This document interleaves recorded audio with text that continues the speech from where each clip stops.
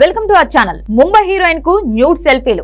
ఇది ఆ వైసీపీ కుక్కల పని. వైఎస్ఆర్సీపీ అధికారంలో ఉండగా ముంబైకి చెందిన సినీ నటి హీరోయిన్ ను ఆ పార్టీ నేత జగన్ మోచేతి నీళ్లు తాగే పోలీసు ఉన్నతాధికారులు ఏ రకంగా వేధించారనే విషయాలు ప్రస్తుతం బయటకొస్తున్నాయి. ఈ వ్యవహారం కొద్ది రోజులుగా సంచలనంగా మారిన సంగతి తెలిసిందే. ఇన్నాళ్లు వారికి భయపడిపోయి సైలెంట్ గా ఉండిపోయిన బాధితురాలు తాజాగా తనకు జరిగిన అన్యాయాన్ని వివరించారు.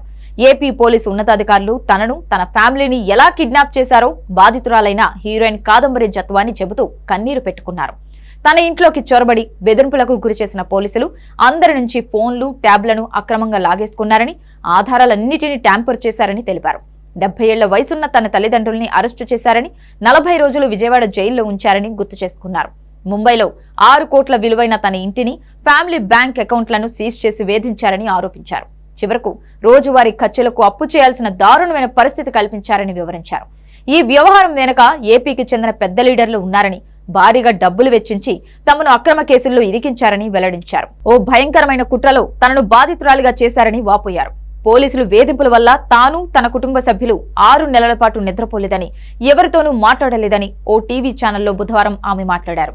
తన కుటుంబాన్ని చంపేస్తామని, తనను కనిపించకుండా చేస్తామని బెదిరించారని వాపోయారు. ఇది ట్రైలర్ మాత్రమేనని, అసలు సినిమా ఇంకా ఉందంటూ భయపెట్టారు.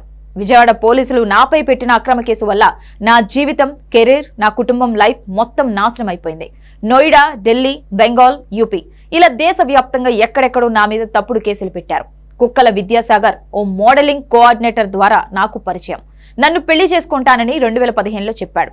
అతను క్రిమినల్ అని, పెళ్లైన 14 నెలలకే భార్య అతన్ని వదిలేసి వెళ్లిపోయిందని తెలిసి నేను అతనితో మాట్లాడటం ఆపేశాను.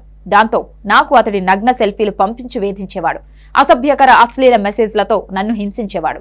అలాంటి క్రిమినల్ ఓ ఫోర్జరీ పత్రం ఆధారంగా నాపై ఫిర్యాదిస్తే ఏపీ పోలీసులు నాపై అక్రమంగా కేసు పెట్టేశారు.